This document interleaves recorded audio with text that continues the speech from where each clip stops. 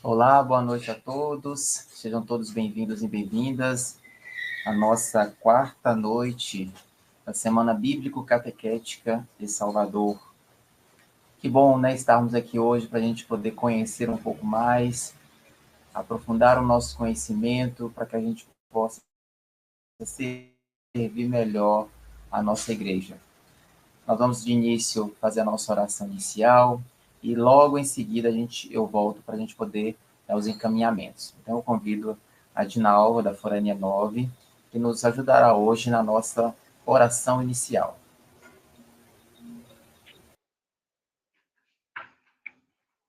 Boa noite, povo de Deus. Com muita alegria, né, que nós estamos aqui hoje nessa quarta noite da Semana Bíblica Catequética, e eu gostaria de iniciar a gente invocando o Espírito Santo. Vinde, Espírito Santo, enchei os corações dos vossos fiéis e acendei neles o fogo do vosso amor. Enviai, Senhor, o vosso Espírito, e tudo será criado, e renovareis a face da terra. Oremos. Ó Deus, que instruíste os corações dos vossos fiéis, com a luz do Espírito Santo, fazei que apreciemos retamente todas as coisas e gozemos sempre da sua consolação por nosso Senhor Jesus Cristo, na unidade do Espírito Santo. Amém. E é com o Espírito Santo que a gente começa essa noite hoje, tão maravilhosa, que espero que seja uma noite maravilhosa para todos nós, catequistas, que estamos assim vivenciando essa Semana Bíblica Catequética. E é na oração, por ser o ano, né, a oração, que nós vamos nos fortalecer cada vez mais no amor de Deus, pois a oração é o caminho principal, né, da nossa chegada ao encontro de Deus. Então, nós temos que estar sempre fortalecido na oração e refletindo o verdadeiro sentido da oração em nossa vida de cristão. E neste ano, né, que é dedicado, Deus nos convida a cada vez mais orar. Precisamos orar, irmãos, cada vez mais. O mundo está muito violento, muita gente com falta de amor no coração, e a oração é muito importante. Não devemos orar só ao dormir, mas ao acordar, ao dormir, a todo momento, nós devemos orar e pedir a Deus cada vez mais que nos ajude a ser catequistas, verdadeiros catequistas, que a gente consiga evangelizar as nossas crianças, os nossos jovens, os nossos adultos, que a gente possa ser esse porta-voz de Deus na vida deles, que a gente possa cada vez mais estar fortalecido no amor, na fé, na esperança e na oração. Que essa noite a gente possa vir assim aprender, né? Aprender muito com o Padre Damião hoje, né? Sobre celebração e os mistérios também. Que a gente possa absorver tudo que Deus vai trazer para nós através dele, né? Que a gente possa colocar em prática na nossa vida de cristãos, na nossa vida de catequistas, que a gente possa cada vez mais dar nosso sim na nossa catequese, que a gente possa cada vez mais estar unidos em oração para fazer um bom trabalho catequético, que a gente consiga evangelizar de verdade todas as crianças, jovens e adultos que passam por nós. Queremos, assim, hoje, pedir a Deus também que nos ajude a cada vez mais a orar. Hoje, quando o Zé Carlos me falou para fazer essa oração inicial, eu pedi a Deus, eu pedi a ele que mostrasse o que ele queria que eu falasse aqui. E me veio muito forte a oração, que a gente ora muito pouco, que a gente tem que orar muito mais, que a gente tem que colocar o nosso joelho no chão e orar mesmo por todos da nossa família, por toda a nossa catequese, pela nossa igreja, pelos nossos bispos, nossos padres, por todas as pessoas que nos rodeiam, no nosso trabalho, em toda a nossa vida. Que a gente ora por aqueles que não oram.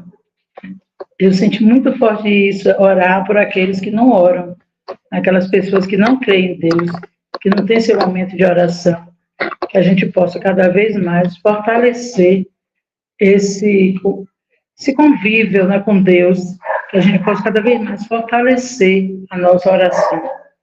Que essa noite a gente possa aprender muito mesmo, como eu já falei, mas principalmente aprender cada vez mais a orar. Pedir a Deus cada vez mais força para que a gente consiga orar sem desanimar, sem deixar para depois, sem não pesquisar novas orações para aprender, para divulgar e principalmente colocar as orações na nossa catequese, ensinar as nossas crianças a orar, né, para que eles possam ser mais tarde jovens orantes, adultos orantes. Tá bom? Então eu quero assim deixar esse clamor que eu senti no meu coração hoje sobre a oração. Eu senti Deus me falando que eu precisava falar da oração e que precisava orar mais. Eu já oro, mas que precisava orar mais. Então, isso não é só eu, todos nós, né? É um saculejo dele, assim, para que a gente aprenda a orar cada vez mais, uns pelos outros, tá bom? Então, nessa noite, nós vamos pedir ao Espírito Santo que nos dê a sabedoria para aprender tudo de bom que o Padre Damião vai nos trazer nessa noite, né? Que ele possa, assim, que a gente possa, assim, absorver e colocar na prática na nossa vida de cristãos católicos. E assim eu quero encerrar com essa esperança, né, de que nós vamos cada vez mais orar, pedindo uns pelos outros, né, e pela humanidade, que precisa muito de oração. Amém?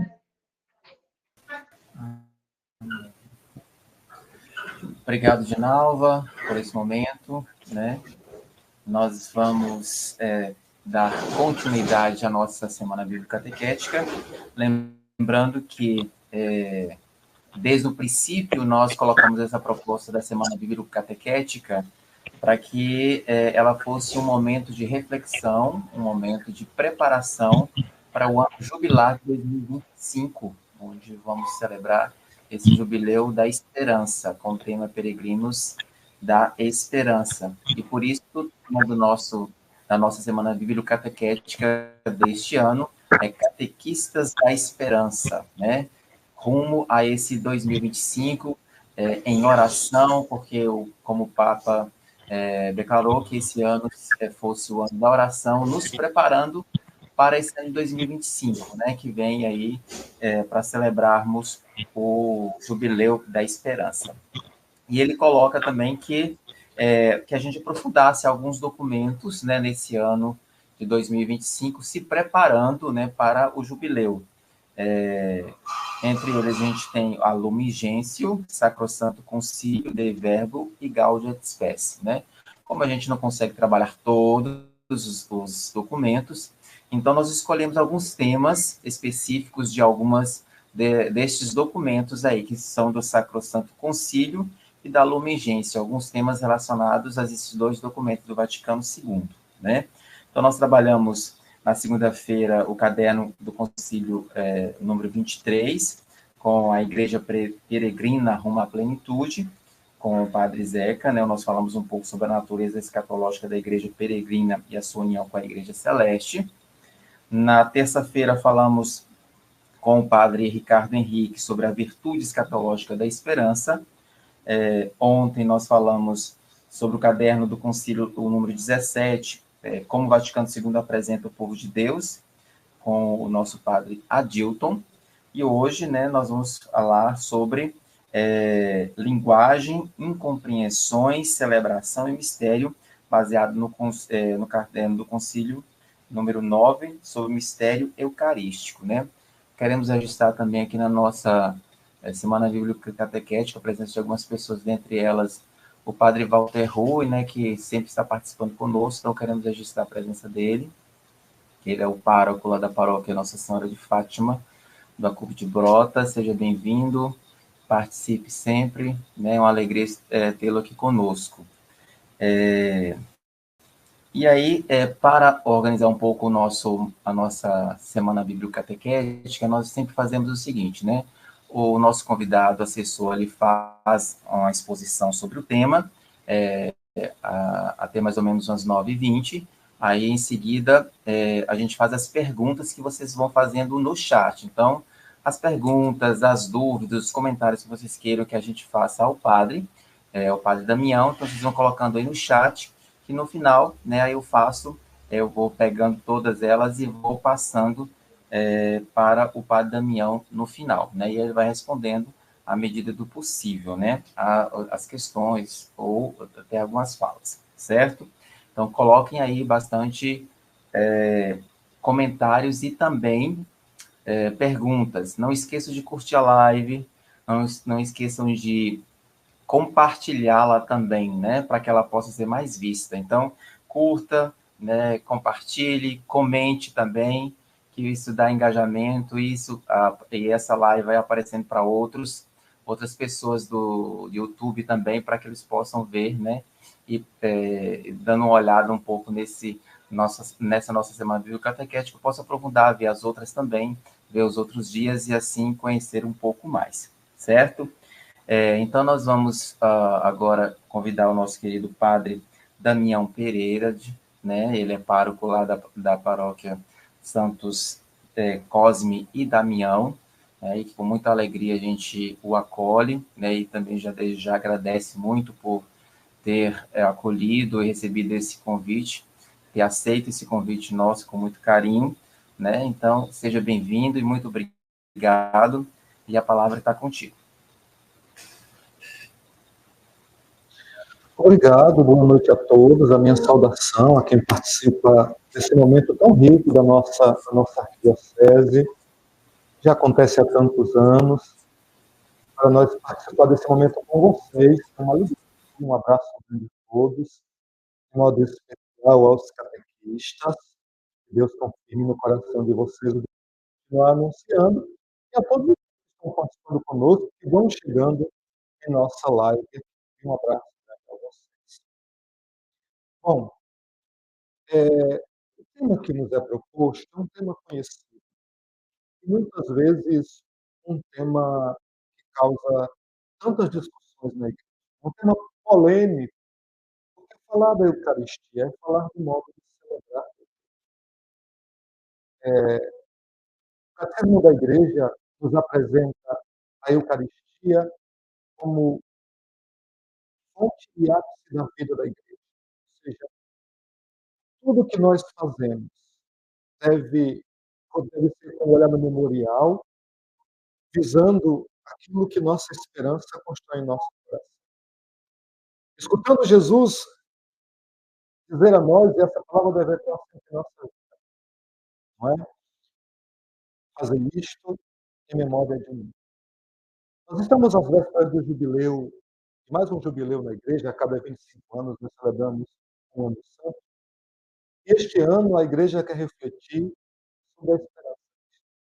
Olhando a história, mas também olhando adiante. O Papa, na sua oração, escolheu o tema peregrino de esperança como bem indicado. Mas o que significa retomar? E que bom que nós estamos retomando. O Conselho Vaticano II e suas considerações, porque em tempos de modernidade as pessoas estão especialistas em tudo, mas conhecedores de poucas coisas.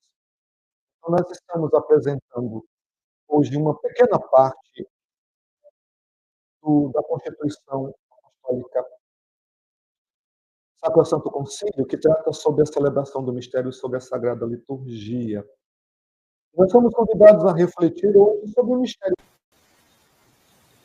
O padre Damião, padre? Sim. Padre Damião, está me ouvindo? Está cortando o seu áudio. Bom, para mim está normal. Melhorou um pouquinho?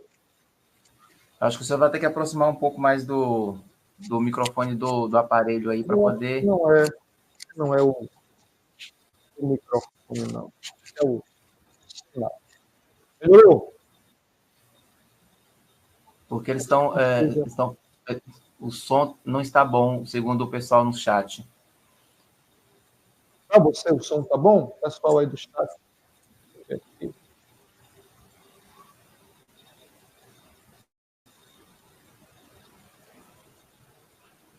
Melhor?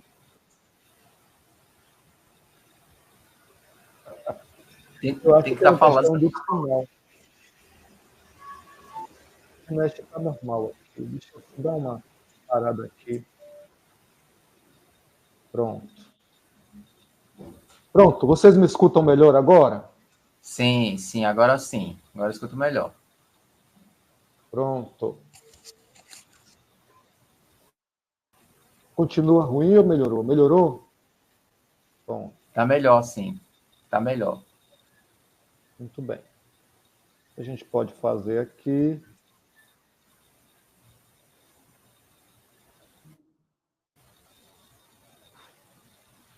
Pronto, resolvido? Muito bem. Resolvido. Pronto. Como eu estava dizendo, o tema da celebração é um tema, às vezes, muito cheio de problemas, muito cheio de discursos. E graças a Deus, para celebrar o Ano da Esperança, nós estamos retomando alguns documentos da igreja, como lembrou Zé Carlos, e um deles é a Constituição Apostólica sobre a Sagrada Liturgia, não é? A Sacrosanto Concílio. E do que trata a Sacrosanto Concílio para aqueles que, porventura, nunca lançaram os olhos sobre esse documento? A Sacrosanto Concílio é a Constituição, o decreto, que trata sobre as normas do celebrar. Ali a igreja atualiza um pouco a compreensão do que já se celebra na igreja desde a igreja primitiva. E quis aproximar o povo, porque o Concílio Vaticano é um concílio pastoral, para uma compreensão maior do mistério já celebrado. Ou seja, não é que o Concílio Vaticano II mudou a liturgia ou mudou a compreensão teológica das coisas, como alguns pensam. E nós nos encontramos hoje discutindo sobre o mistério eucarístico, que é a celebração sacramental que reúne a igreja em plena comunhão com Cristo e a fé dos apóstolos. O que nós trazemos? Primeiro, a liturgia não é a liturgia da igreja, é a liturgia de Cristo. E se é de Cristo, nós exercemos com ele e nele o seu mundo sacerdotal. Então, desde já, nenhuma espécie de opinião acerca do conteúdo teológico tratado na liturgia, que é a fé da igreja, ela merece crédito. Então, começo dizendo para vocês que os assuntos abordados nesses dias não são assuntos passíveis de opiniões, são assuntos passíveis de compreensão e adesão. Para que fique claro que nós estamos discutindo a doutrina, nós não estamos discutindo o modo de cada um crer. Então, a liturgia de Cristo, a liturgia dos cristãos, está baseada na mensagem de Cristo, na sagrada tradição, na sagrada escritura e na guarda da fé, do depósito da fé, do sagrado magistério. Então, quais são as incompreensões vistas quando o documento Sacrosanto Concílio foi publicado? Primeiro, uma abertura, uma leitura um pouco equivocada de uma mudança no fazer litúrgico que não se sustenta. E aqui, os senhores catequistas, lembrarmos que nós somos aqueles que exercem no mundo, que fazem o corpo de Cristo se movimentar no mundo. A igreja é o corpo de Cristo. Então, eu quero começar tratando com vocês dessa pequena parte, no capítulo 2 do documento Sacrosanto Concílio, a Constituição sobre a Sagrada Liturgia. Nós podemos ir ali para o slide de número 13, porque essa apresentação é uma apresentação que tem muitas coisas, não é? Na liturgia da terra, quero passar aqui no slide número 9. Nós participamos saboreando já a liturgia do céu. Por quê? Porque é Cristo quem realiza a liturgia. Já no número 6 do documento, diz assim: quando na igreja se leem as sagradas escrituras, se proclama a palavra. Quando alguém lê a palavra, é Cristo quem lê a palavra. É Cristo quem publica a palavra. quando alguém batiza, é Cristo quem batiza. Qualquer ação dentro do rito sacramental é uma ação e um gesto de Cristo. Então, tudo que a igreja faz é repetir no mundo as palavras e os gestos de Cristo, com um olhar no horizonte de Deus, onde está nossa esperança. E aqui na terra, nós celebramos a liturgia do céu, para o qual todos nós nos encaminhamos como peregrinos, e aqui o tema do peregrinar foi o tema escolhido pelo Santo Padre para vivermos bem o ano jubilar. Peregrinos de esperança, onde Cristo está sentado à direita do Pai. E aí, nós vamos para aquilo que nos propõe o tema de hoje. O mistério eucarístico. O que nós precisamos compreender, queridos irmãos, é que a linguagem da igreja tende sempre a nos aproximar de uma compreensão mais clara do mistério. Nós celebramos a Eucaristia como momento fundante da nossa fé cristã. E que momento fundante é esse? A paixão, a morte e a ressurreição do Senhor. De modo especial na Santa Ceia, no sacrifício eucarístico, Cristo nos ofereceu seu corpo e o seu sangue como memorial. E memorial não é uma lembrança, como fazem os irmãos protestantes. Para nós, memória é atualização. Cristo repete na voz do sacerdote, no meio da assembleia reunida, os seus discípulos, aquelas mesmas palavras e aquele mandato dito lá na ceia com seus discípulos. Fazei isto em memória de mim. Aí eu trago para vocês os textos que nos falam das palavras sobre o pão e sobre o cálice, que é o centro da liturgia eucarística. O texto mais antigo que nós encontramos sobre a Eucaristia, as palavras sobre o pão e sobre o cálice, é o texto da primeira carta aos Coríntios, no capítulo 11. Nos Conselhos de São Paulo, sobre a ceia dos cristãos.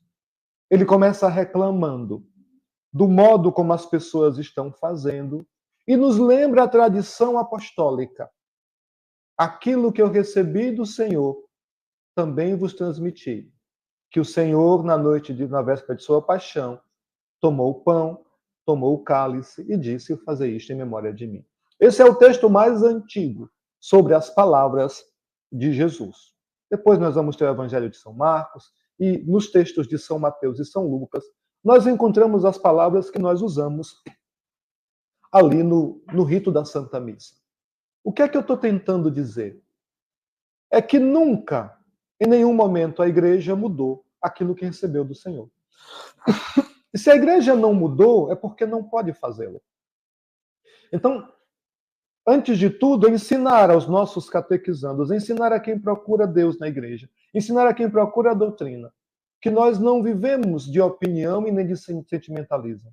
Nós vivemos de uma verdade que não nos pertence, mas da qual fazemos parte, e que a nossa missão é comunicá-la ao mundo. Essa é a missão da igreja, entende? Anunciar o evangelho a toda criatura. E o que constitui anunciar o evangelho? Anunciar Cristo. Anunciar Cristo e aquilo que ele quer perpetuar. Para nós, a Eucaristia. Então, a Eucaristia ela é mistério nessa dimensão, porque a Eucaristia é o ver e o não ver Deus. Nós sabemos a presença de Deus na Eucaristia e vemos no véu do sacramento, como nos lembrava São Tomás de Aquino. E o Senhor, no discurso sobre o pão, no capítulo 6 do Evangelho de São João, nos lembra algo que é necessário para que nós alimentemos a nossa esperança na Eucaristia. Quem come a minha carne e bebe o meu sangue, permanece em mim e eu nele. Ali no capítulo 6, a partir do versículo 26, se eu não me engano, de São João, capítulo 6, nós encontramos o discurso sobre o pão da vida. Então, antes de tudo, é entender. Os sacramentos são os celebrados. São gestos e palavras do Senhor que, como lembrava o santo, os sacramentos são sinais da graça que realizam aquilo que significa. Se a Eucaristia significa o corpo de Cristo, ela o é, E não há dúvida sobre isso. E ela o é na sua plenitude. Então, quando nós estamos diante da Eucaristia, nós estamos diante de Cristo todo. Foi isso que o Sagrado Concílio quis lembrar, que o momento fundante da nossa fé é a instituição da Eucaristia. Ali Cristo nos alimenta para passarmos pela paixão da vida e alcançarmos com Ele e nele a ressurreição. Aqui está a teologia, que é a mesma teologia dos primeiros séculos, e que ali, na década de 60, ao iniciar o concílio, a Igreja retoma a verdade de fé. Então, qual é a novidade do concílio? A linguagem. Mas a linguagem é também fonte de incompreensão. Está aqui o nosso tema. Algumas coisas do que foi apresentado não foi compreendido tal qual o concílio quis apresentar, e por isso nós vemos uma diversidade de práticas hoje, mas em suma o concílio nos lembra em um dos seus números. Os ritos devem ser simplificados e não esvaziados. E a gente vai adiantar com isso aí. A missa é o mistério pascal. Por isso é memória da morte e ressurreição do Senhor. E como viver esse memorial na vida da igreja? Toda vez que fizerdes isso, estareis celebrando a mim, até que eu volte. Então, a igreja vive de atualizar Cristo. Então, agora, a gente está aqui sentado, discutindo esse tema tão saboroso para a nossa fé. E agora, quando eu termino de dizer essa palavra, em algum lugar no mundo a Eucaristia está se iniciando, porque a igreja nunca mais se calou. Ou seja, quando a igreja fala, ecoa a voz de Cristo no mundo, nos amando, nos salvando e apresentando o seu mistério.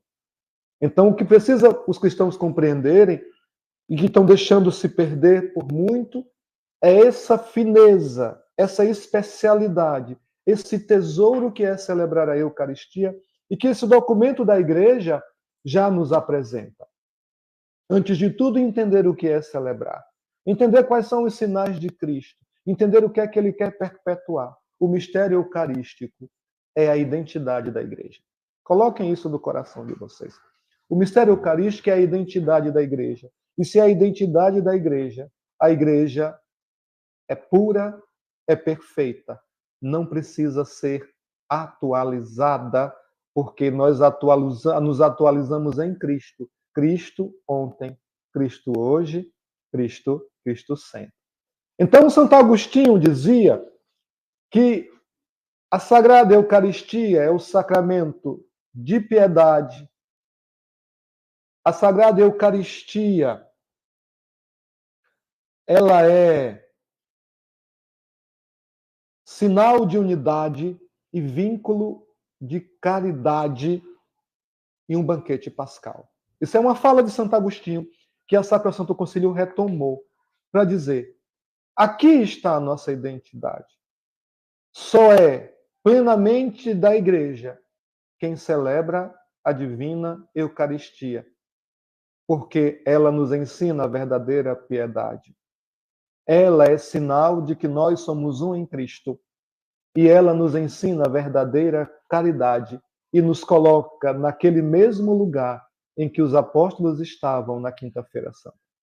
Então nós atualizamos. Aquilo que a gente celebra é eco do Senhor que se entrega a nós, chagado, mas ressuscitado. Ou seja, fazer isso em memória de mim. O Senhor não nos deixa órfãos, nem nos deixa sozinhos. Ele está presente na sua igreja. Isso é uma beleza e uma grandeza. Ponto. Então, também essa parte do documento nos apresenta a questão sobre a participação dos fiéis. E o documento diz que os fiéis devem participar da Sagrada Liturgia consciente, piedosa e ativamente. Ou seja, saber o que estão celebrando, e é nosso papel não deixar por menos e nunca deixar a pessoa tirar suas conclusões da Sagrada Liturgia. Jesus já disse o que é, do que se trata, e nós devemos repetir.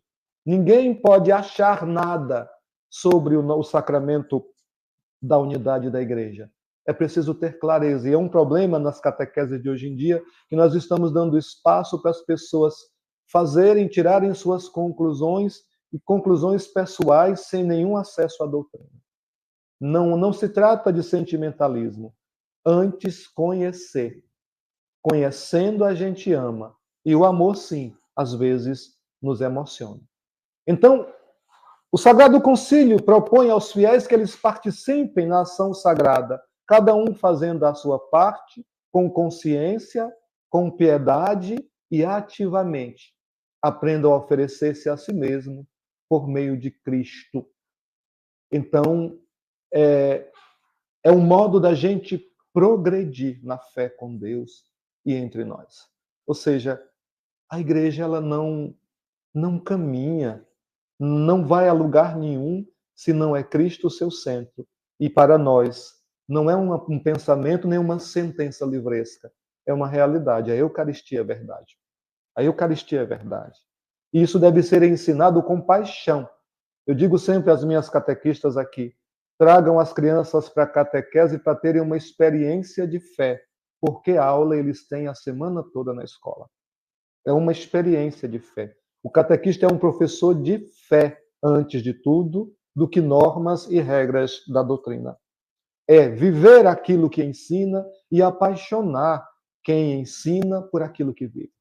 Então, um dos elementos que muda na compreensão para o Vaticano II é uma participação mais ativa dos fiéis, uma participação mais consciente dos fiéis, mantendo a piedade que sempre operou na igreja. O que se perdeu um pouco porque alguns cristãos não entenderam o seu lugar e querem ocupar espaços que não cabe a eles.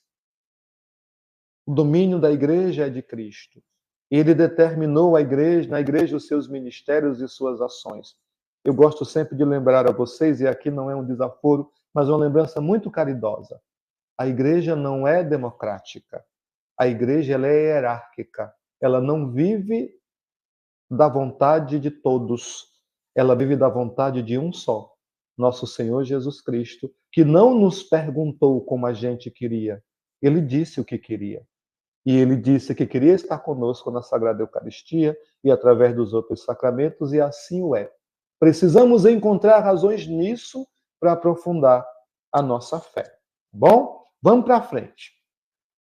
Então, o Sagrado Concílio nos propõe uma revisão do ritual. Padre, revisar o ritual é mudar o sentido? Não. Foi isso que foi mal compreendido ao longo dos anos. Muitas vertentes, muitas correntes na igreja, progressistas e vazias de sentido teológico, acharam que iam aproximar o povo de Deus esvaziando o mistério. Por exemplo, os sinais que nos identificavam muito mais com Cristo foram aos poucos sendo deixados. E aqui faço uma questão que é muito mais de a gente fazer comparação do que criticar alguém. Os ministros da igreja, antes do Vaticano II, eles eram obrigados a portar os sinais do seu estado clerical. Um padre não andava sem batina, nem sem um sinal da sua consagração e tudo mais. Uma freira não andava sem hábito com um conjunto estampado de viscose subindo e descendo pelas vielas. Então, o sinal nos remete ao significado. Por isso, a revisão do ritual não é esvaziar o sentido da liturgia, mas aproximar o povo do seu sentido pleno. Nunca foi mudar a missa o objetivo do concílio.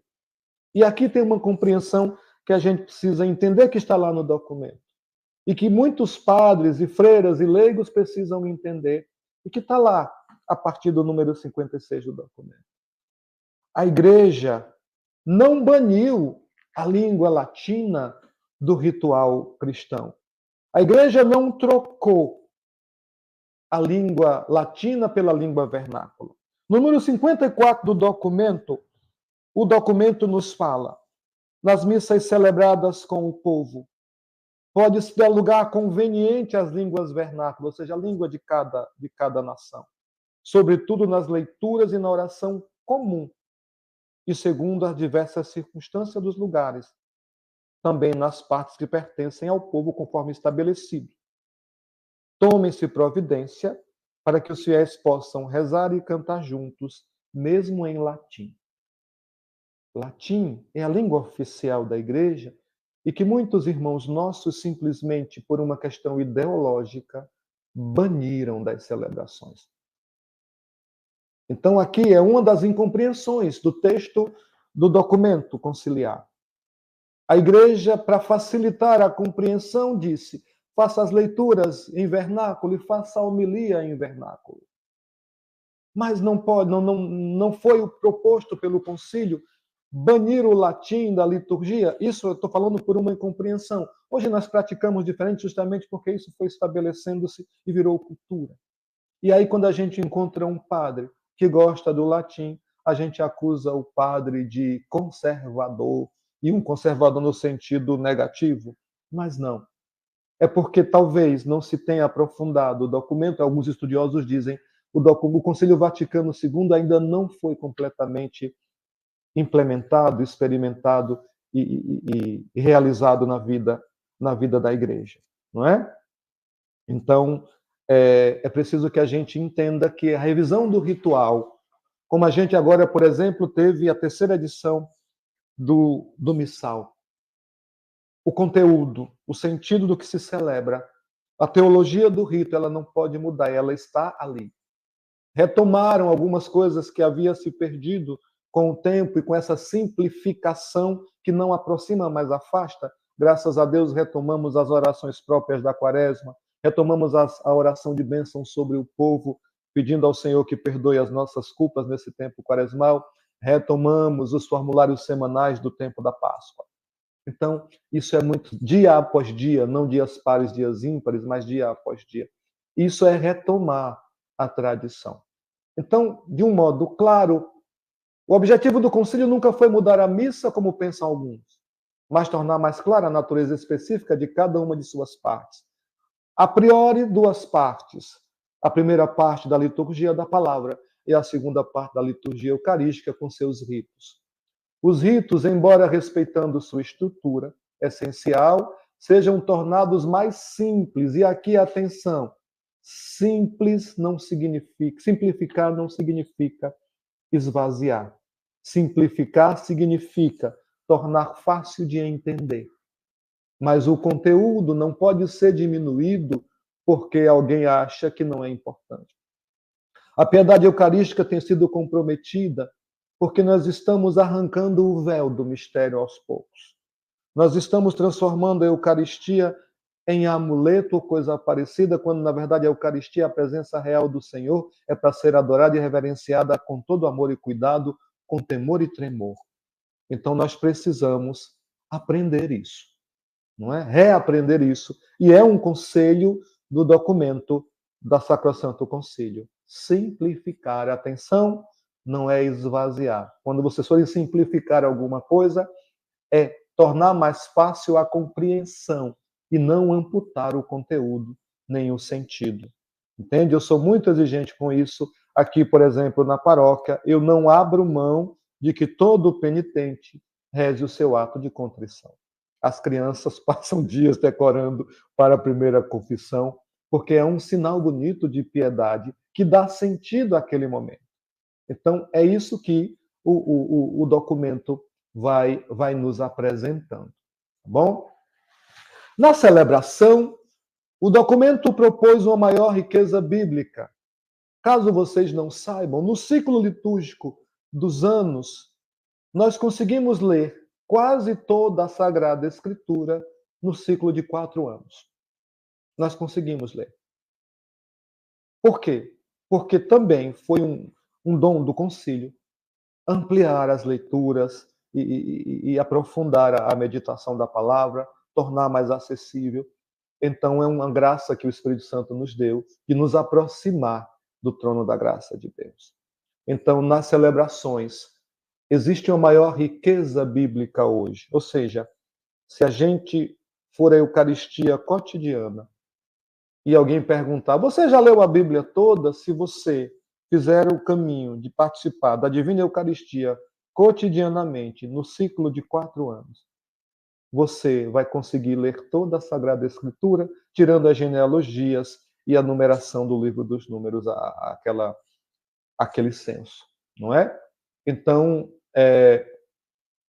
também o Sacrosanto Concílio nos fala sobre a questão da homilia e nos lembra uma coisa importante que a gente tem perdido de vista por causa dessa onda coaching. No decurso do ano litúrgico, são apresentados do texto sagrado, através da homilia, os mistérios da fé e as normas da vida cristã. Ou seja, a homilia é uma chamada de atenção da comunidade para como viver a fé.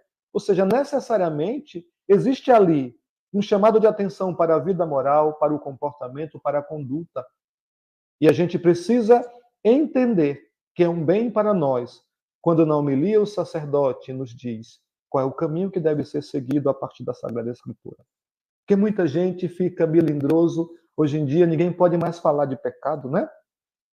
As homilias agora, muitas delas viraram um evento de autoajuda ou um evento de reforço coaching.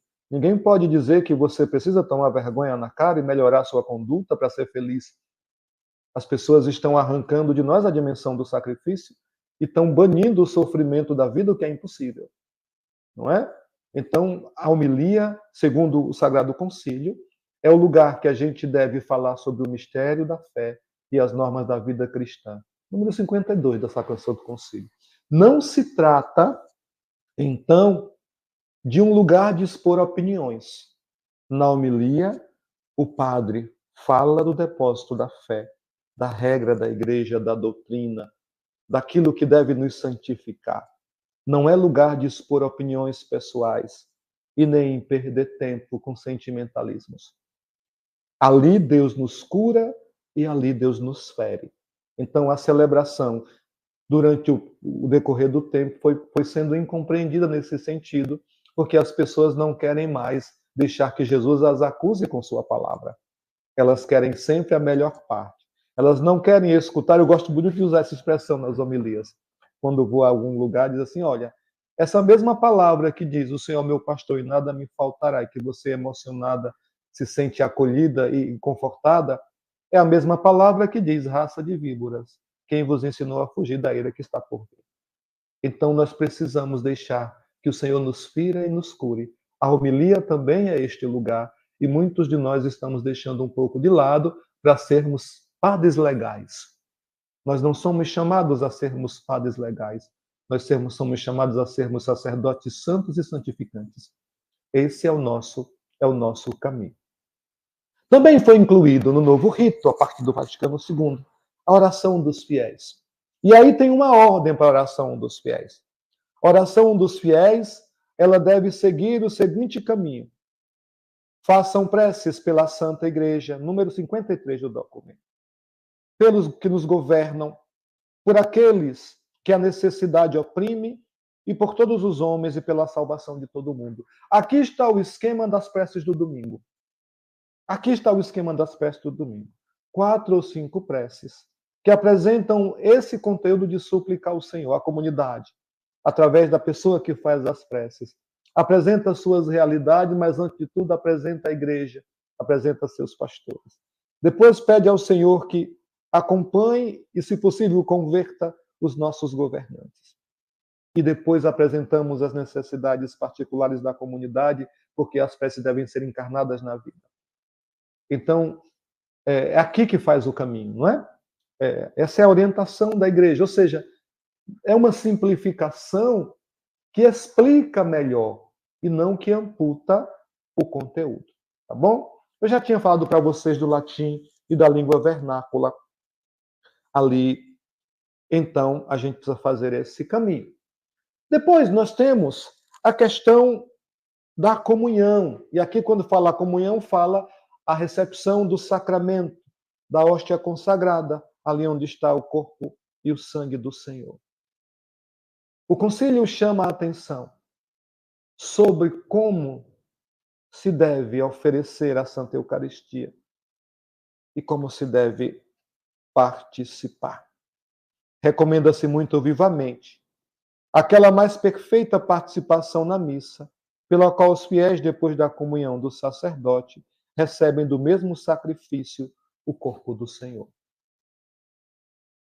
Se nós não tivermos cada vez mais consciência do que significa entrar na fila da comunhão para receber o Senhor, nós vamos estar oferecendo a comunhão a qualquer pessoa, o que é imoral e dana as pessoas no inferno, oferecer a Eucaristia por uma falsa piedade que não salva ninguém. A Eucaristia é para todo mundo, mas não é para qualquer um, filhos. É bom entender isso. Essa coisa de todos são bem-vindos à mesa, está implícita a adesão a Cristo irrestrita e fiel. Irrestrita e fiel. Quem crer no Filho do Homem está salvo, dizia o Evangelho de ontem. Quem não crê já está condenado. João capítulo 3. Então a comunhão é para aqueles que aderiram plenamente a Cristo. Então você que tem o costume, eu vou levar a minha tia que nunca vai à missa para a igreja, ela fez primeira comunhão nos idos de 1745 e vai à missa uma vez na vida, não tem problema nenhum e vai para a fila da comunhão. É pecado. O Santo Concílio nos lembra do carinho que se deve ter e o respeito que se deve ter, porque é a vida da igreja, a nossa identidade, é o próprio Cristo que recebemos. E esse sentimento, ele deve ser ensinado às crianças que passam, aos catecúmenos que passam, às pessoas que passam pela nossa catequese. Precisa que as pessoas aprendam uma verdadeira e sublime piedade. E a piedade é subjugar-se a Deus. A piedade é entender, Ele é Deus e eu não sou. E ao caminhar para receber a comunhão, o Santo Concílio nos lembra que precisamos estar preparados. Uma fala sobre a comunhão nas duas espécies, mas o último documento sobre a Sagrada Eucaristia já nos foi clarificado, Redemptionis Sacramentum, e já tem virado um costume piedoso em algumas comunidades, da comunidade aos domingos e nas festas, comungarem sob as duas espécies. Padre, quando não tiver, é pior? Não, é a mesma coisa. A comunhão é Cristo todo. Qualquer partícula do vinho ou do pão consagrado é Cristo todo, completo, inteiro, glorioso, santo e ressuscitado. Então, tomemos consciência disso para que a piedade ela seja algo aprendido com muito carinho e muita devoção. A unidade da missa, é importante lembrar, e aqui o Sacrosanto Concílio fala uma coisa que nós já praticamos, que é lembrar aos fiéis que a missa ela é um todo. Por mais que ela tenha duas partes, a missa ela é uma única ação sacramental e salvífica. Quando a comunidade recebe a procissão de entrada, que é sinal do povo que caminha, do encontro com a terra prometida, daqueles que vão na direção de Deus, e ali com toda a comunidade o sacerdote vai até o altar, não é? Nas orações antigas ele dizia: subo ao altar do Senhor, alegria da minha juventude. Então, a unidade da missa, ou seja, os fiéis precisam entender que a missa começa quando a comunidade é convocada a cantar e se acolher diante do mistério, e a missa só termina com o ite missa est, ou seja, ide em paz e o Senhor vos acompanhe. Alguns fiéis vão se levantando aos poucos depois da comunhão, e aí termina, já comunga, já fica em pé na porta, marcando carreira para ir embora. Eu fico me perguntando, e às vezes eu até brinco dizendo assim: se sair sem a bênção não vai dar certo. Aí as pessoas ficam na porta com medo de sair, mas é brincadeira. Claro que pode sair, mas não deve, porque a missa é uma unidade. Dizer o amém no final, dizer o graças a Deus no final, é dizer: eu estive aqui, e na hora que Cristo me convocou para com Ele usar a minha voz, usar a minha fé para salvar o mundo mais uma vez, eu estava aqui na minha vez de com Cristo salvar o mundo. Celebrar a Eucaristia também tem essa dimensão de comunhão no corpo de Cristo, não é? Então a unidade da missa, ela é importante. O Sagrado Concílio exorta com veemência aos pastores de almas a instruírem bem os fiéis na catequese, para que participem da missa inteira, especialmente nos domingos e festas de preceito. Domingo sem missa, semana sem graça. Nós já estamos chegando ao fim. O último tema é o tema da concelebração, que antes do Vaticano II existiam as chamadas missas privadas e não existia concelebração. As igrejas mais antigas tinham diversos altares, porque os padres simultaneamente podiam celebrar a missa naqueles altares pelas intenções das pessoas que ali pediam. Depois do concílio, está proibido missas simultâneas em uma mesma igreja. Não é possível. Só pode haver uma missa concelebrada pelo corpo sacerdotal, de modo especial na Quinta-feira Santa, nos domingos e nas solenidades. Pode haver concelebração, como é costume já hoje na igreja, e por isso quem não sabe como era, não acha estranho como é, nem questiona como é.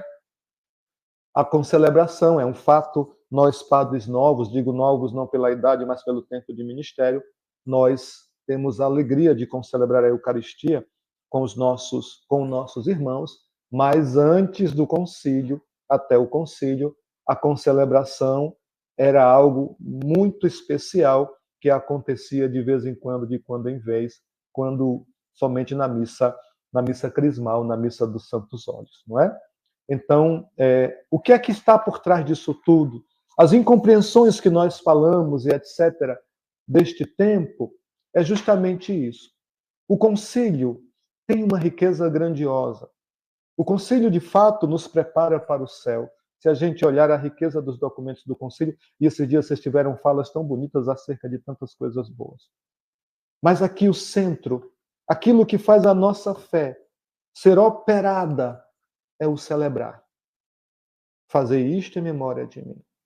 Se nós não celebrarmos, se nós não repetirmos os gestos e as ações de Cristo, nós não amaremos como Cristo ama. Se nós não nos alimentarmos daquilo que Cristo nos deixou como testamento e herança, nós não teremos força para alcançar o horizonte que os olhos da fé nos fazem ver. Então é preciso que nós tenhamos essa clareza. O mistério eucarístico é a nossa identidade. E isso deve ser algo tratado com muito mais carinho e muito mais seriedade. Não simulem os sacramentos. Não imitem aquilo que não pode ser real, não é?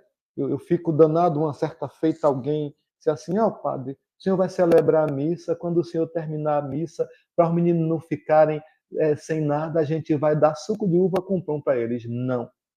Não pode fazer parecer e nem imitar, nesse sentido, simular. As crianças precisam entender que no tempo certo elas participarão da mesa do Senhor. Agora resta aprender a piedade e o respeito pelos sacramentos celebrados. Então nós precisamos viver de fato aquilo que nos propõe o Santo Concílio, viu? Eu não tenho mais tanto o que apresentar. Agradeço a vocês a gentileza de me ouvir. Agradeço a vocês porque estamos juntos, viu? Obrigado pela escuta. Espero não ter sido pesado a vocês. Obrigado por terem me convidado a partilhar com vocês essa beleza que é o mistério eucarístico.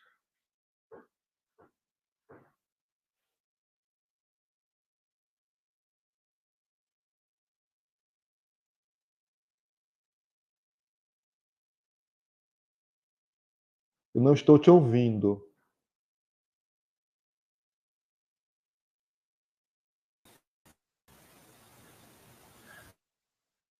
Obrigado, padre. Eu estava no silencioso. Obrigado, né, por essa partilha, né? Tem muitas falas no chat, né, de elogio, a forma clara com que o senhor coloca as coisas e as pessoas entendem muito fácil, né? Então isso é muito bom. Preciso de mais clareza e objetividade nesse sentido, né? E para, assim, como eu não tenho nenhuma pergunta, eu gostaria que o senhor comentasse um pouquinho sobre essa questão.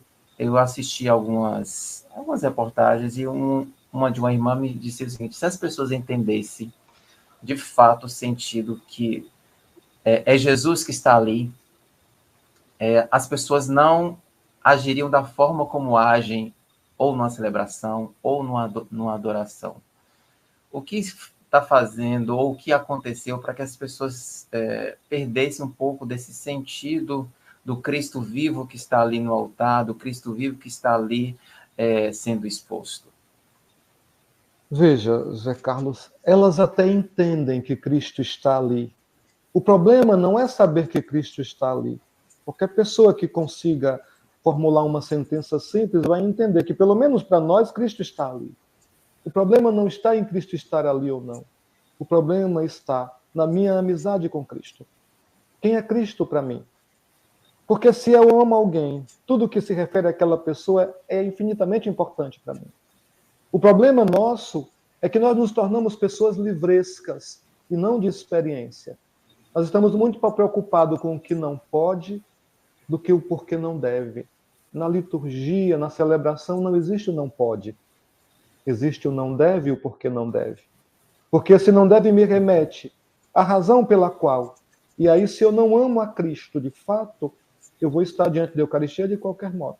Eu vou estar na missa só de vez em quando preocupado com que mensagem chegou no WhatsApp. Aqui na minha paróquia eu passo um sabão com tranquilidade e sem reservas e nem qualquer coisa, não é? Mas o que leva um fiel a abandonar Cristo no altar, que está sendo consagrado na Eucaristia, se oferecendo em sacrifício, para olhar se chegou uma mensagem? É uma coisa simples, entende, que eu trago. Mas é o que nos coloca diante das nossas escolhas de fé. Eu não diria, filho, que se as pessoas sabem que Cristo está ali. O que elas não têm, talvez, é um amor profundo, como o de João, é um amor profundo, como o de Santa Teresinha, como dos santos da igreja, que amaram profundamente a Eucaristia. Então, o que nos falta, na verdade, não é aprofundar o conteúdo livresco sobre Cristo. Nós sabemos que Cristo é o Filho de Deus, que Ele nos amou acima de tudo, morreu na cruz por nós. O problema é a gente compreender em que isso implica na minha vida. E aí, quando eu entendo isso, como dizia São João Maria Vianney, se a gente mirar a Eucaristia como ela deve ser mirada, a gente morreria de amor. Imagine. Então, eu não diria bem que se as pessoas soubessem, elas sabem. O problema é que elas não amam o Senhor o suficientemente. A experiência com o Senhor, ela não é uma experiência encarnada, é uma experiência departamental. Existe um momento da fé, existe um momento da festa, existe um momento... Tudo é o momento de Deus em nossa vida. Então, é preciso que nós, catequistas, expressemos isso na vida. As nossas escolhas, elas precisam ser baseadas no essencial de nossa vida, a nossa fé. Mas as nossas escolhas não são assim. Os cristãos não sentem culpa de faltar à missa do domingo. Não sentem. Isso é um problema? O problema não é o... Mas como não vou à missa do domingo? Como eu não sinto saudade de Deus? Os cristãos não sentem culpa de estarem preocupados com todo o resto e menos com o mistério que está se celebrando. Então nós precisamos retomar um pouco essa ortodoxia. A gente precisa ensinar doutrina e não compreensão de sentimentos. Nós estamos viciados em sentir, quando na verdade deveríamos crer antes de sentir. Tem gente que, se não vai na igreja, não se arrepia e não chora, diz que não sentiu Deus. Eu mando sempre essas pessoas terem vergonha na cara. Porque quando a gente vai na igreja, tem que ter clareza. Deus está aqui e não precisa me arrepiar e nem chorar. Mas o amor que toca o meu coração é capaz de fazer isso, mas é um segundo passo e não o primeiro. Não é? Então a gente precisa ter um pouco mais de consciência de quem somos nós, de quem é Deus, de onde estamos e o que fazemos. É essa a matéria que a Sacra Santo Concílio nos traz. Ou seja, o que é mistério? Hoje nós estamos tirando o véu de tudo, né? Depois que tiraram o véu, tudo se perdeu. Freira tirou o véu do sacrário, tirou o véu das coisas sagradas. Tudo perde, né? Ou seja, é preciso. O véu é o sinal de que nós estamos mudando de dimensão. Aquilo ali não é comum. Então, é preciso que a gente tenha muito cuidado com essas coisas, não é? Vestir o mistério com o carinho da nossa fé nos ajuda a amar mais a Deus e manter o nosso lugar reservado, ou seja, eu sou um servo e para mim resta adorar e me curvar diante da grandeza do mistério, que eu posso até não compreender intelectualmente, mas a minha alma entende, não é? Mas a minha alma entende. Nós temos essa experiência na fé. Às vezes aquilo que a gente não consegue dizer, e a palavra já diz, com gemidos inexprimíveis o Espírito reza em nós. Ou seja, eles não são compreensíveis à inteligência, mas são compreensíveis à sensibilidade da fé. Entende? Quando o Santíssimo Sacramento passa na custódia e a gente se dá conta de como Deus é grandioso e me faz vê-lo, quanto tantos não puderam. Então não se trata das pessoas compreenderem, se trata das pessoas amarem mais, amarem e viverem a profundidade da fé, mas nos falta também ensinar com essa profundidade, né? Nos falta valorizar um pouco isso. Quando o senhor refere-se à celebração, o senhor fala sobre a questão das línguas, vernácula ou latina, e até mesmo a incompreensão pelo não entender o Vaticano II até hoje, né? E muitas coisas não foram vividas, etc. E aí, assim, a gente conversa e a gente conhece muitas pessoas que sempre questionam e buscam uma resposta. Essas celebrações que existem nas nossas igrejas, celebração afro, celebração cura e libertação, celebração sertaneja, celebração específica para crianças, isso está dentro dessa estrutura de não entendimento desse Vaticano II? O que foi que mudou ou que não foi compreendido para que aconteça essas ramificações e essas adaptações das nossas realidades, principalmente no Brasil? O cardeal Robert Sará, um homem que amo muito, já está velhinho, daqui a uns dias vai para o céu, se Deus quiser. O cardeal Robert Sará diz uma coisa muito interessante para a gente entrar, porque o documento também trata disso, o Sacrosanto Concílio da Inculturação, que foi mal compreendida durante o tempo. Ele diz assim, não é a igreja que tem que ser inculturada. Cristo é perfeito. Então, a inculturação não significa imprimir na igreja a cultura do outro, mas a missão é imprimir no outro a cultura de Cristo. A sua cultura, é isso que ele está dizendo, não é a igreja que tem que abraçar a sua cultura. É a sua cultura que precisa ser purificada. Para o cardeal, a inculturação é simplesmente acolher os aspectos primordiais de um povo. Mas a religiosidade, a gente apresenta a proposta. Aqui é Cristo. Como diz São Paulo, nós pregamos a Cristo, Cristo crucificado. Então, não existe missa afro. Existe a missa rezada pelos africanos, que é a mesma missa que a igreja sempre rezou.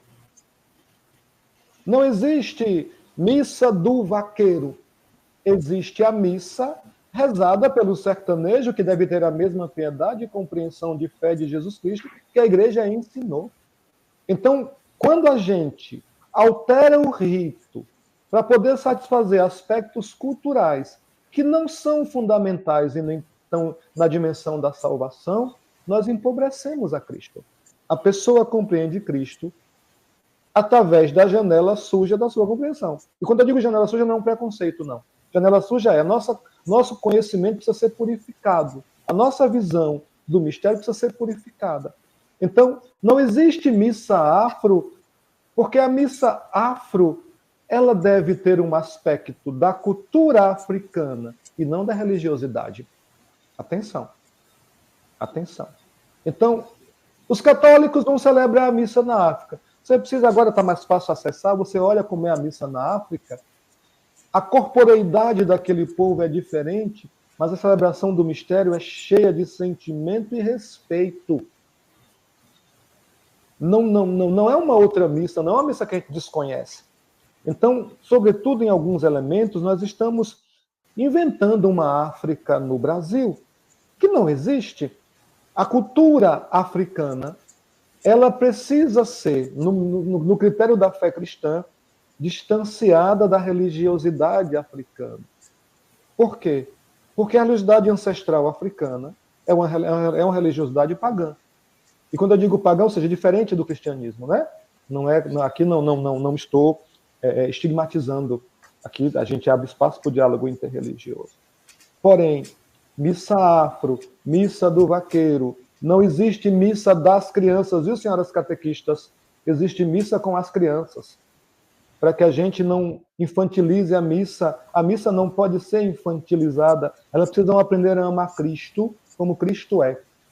Tem uma coisa que é aqui, uma questão minha, eu não gosto muito dessas imagens infantis dos santos, das imagens do zoião, com cara de criança. Elas não nos ajudam a ensinar Deus às crianças.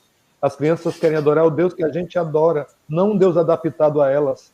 Nosso Jesus Cristo, que disse, vinde a mim as criancinhas, não mudou de forma para atrair as criancinhas. Foi Jesus mesmo, não é? Na carne humana, que atraiu e abraçou e abençoou e conduziu as coisas.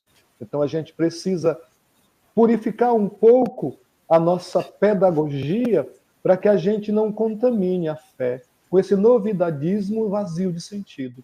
Nós somos humanistas cristãos. Nós não podemos dar vazão a esse niilismo que ronda a sociedade. Niilismo é o não sentido, né? O tudo por qualquer coisa, sem estarmos apegados aos valores. Então, quando o documento fala de enculturação, fala de levar Cristo às culturas. E levando Cristo às culturas, o Espírito Santo age.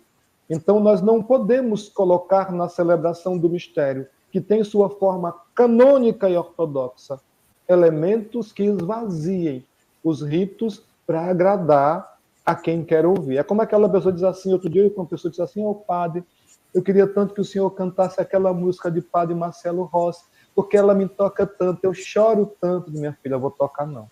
A senhora se compreenda. Eu quero que a senhora se emocione com Nosso Senhor, sem a voz de Marcelo Rossi.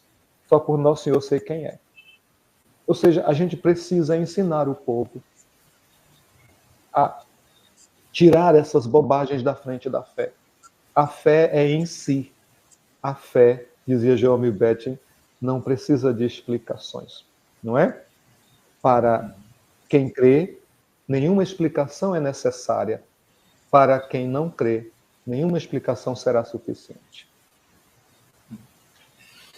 Obrigado.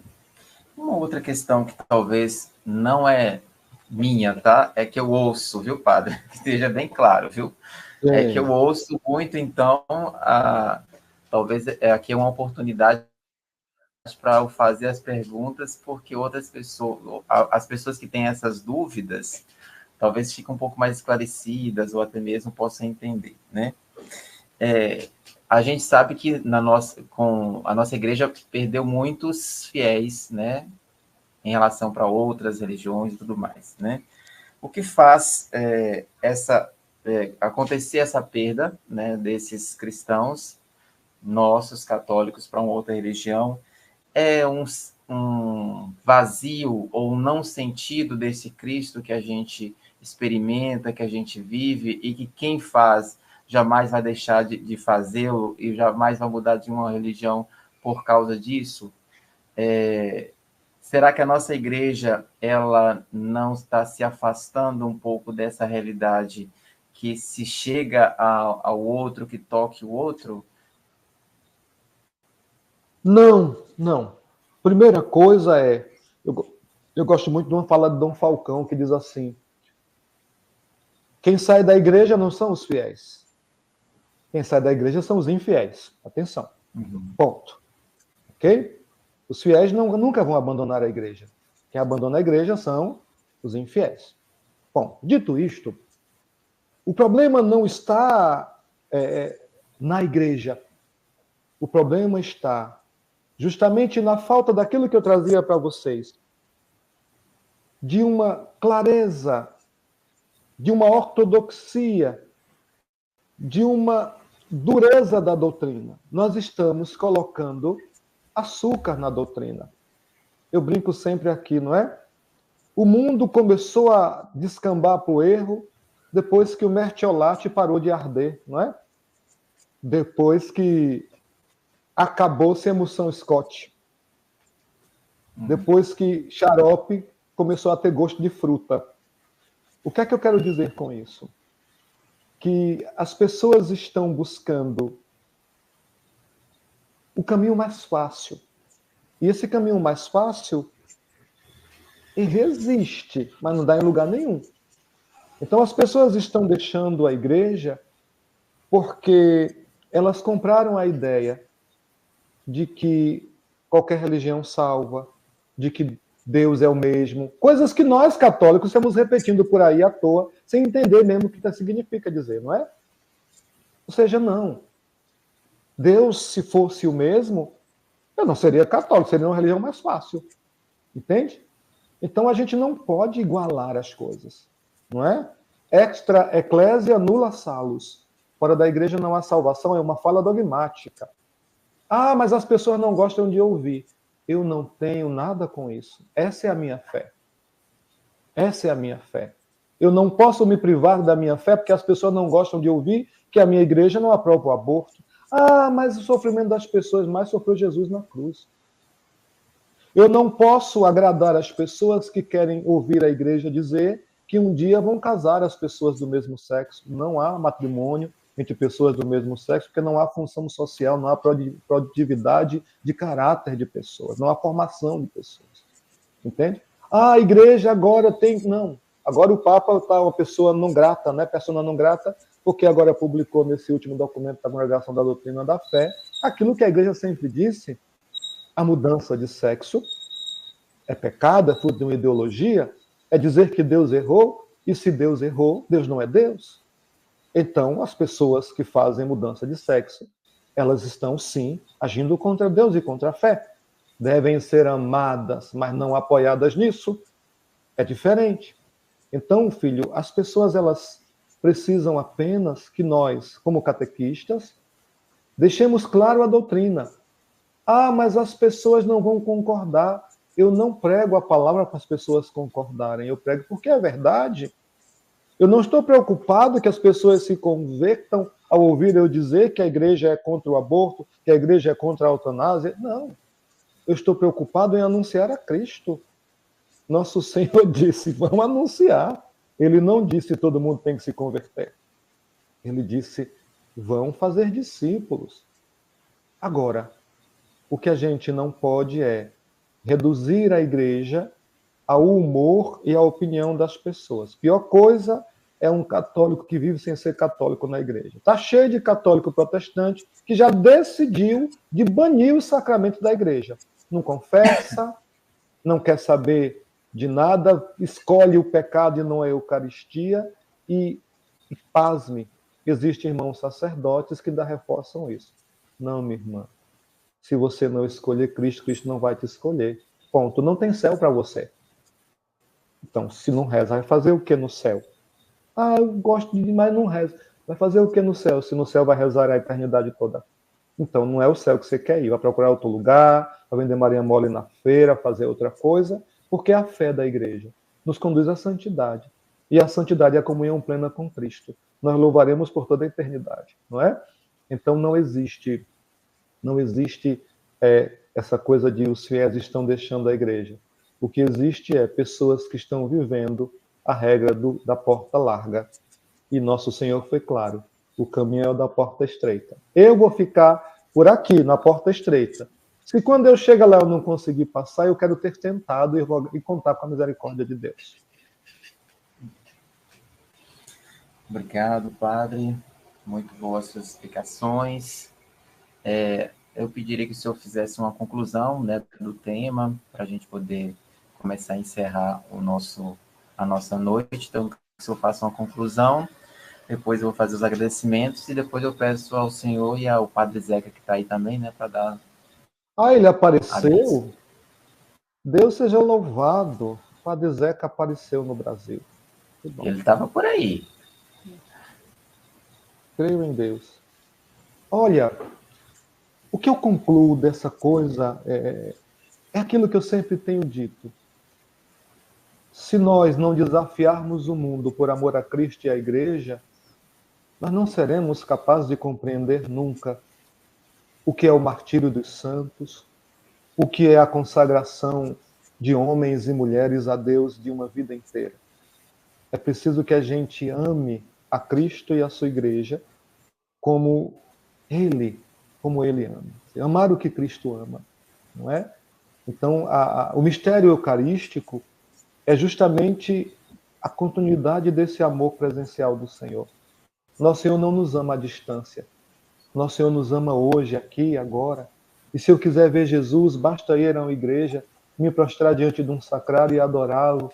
E dizer, sabe que eu não tenho nada para dizer? Dizer como Tomé, meu Senhor e meu Deus. E dizer aquilo que a tradição nos ensinou, eu creio, mas aumenta a minha fé.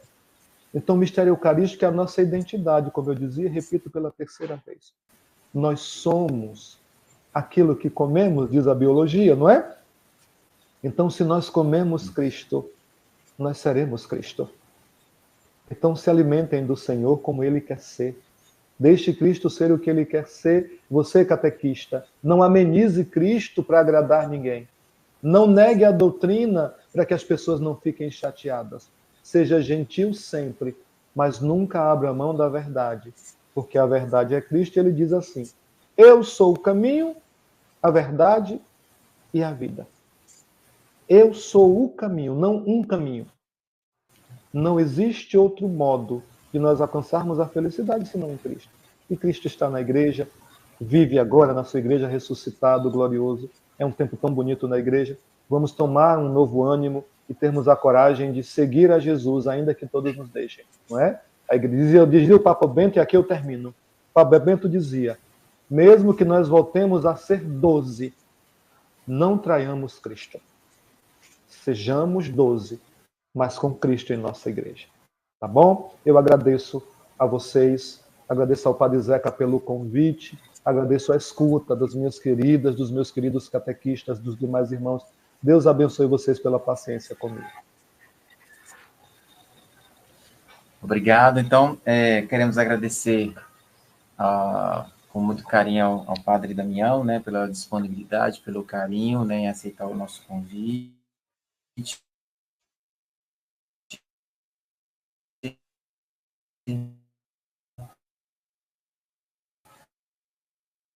Agradecer a Dinalva pela oração, agradecer a Sara. Então, agradecer o último dia, quinto e último dia da nossa Semana Bíblica Catequética.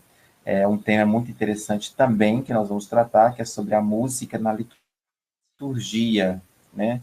Música e, entre aspas, músicas, né? Com o Padre Jair Oliveira Costa, que ele é do setor de música da CNBB Nacional. Então, ele está lá ainda na Assembleia dos Bispos, mas falou que vai dar um tempinho lá à noite, né, para estar conosco aqui amanhã. Então, convidem também a pastoral litúrgica das paróquias de vocês para estarem amanhã presentes, né?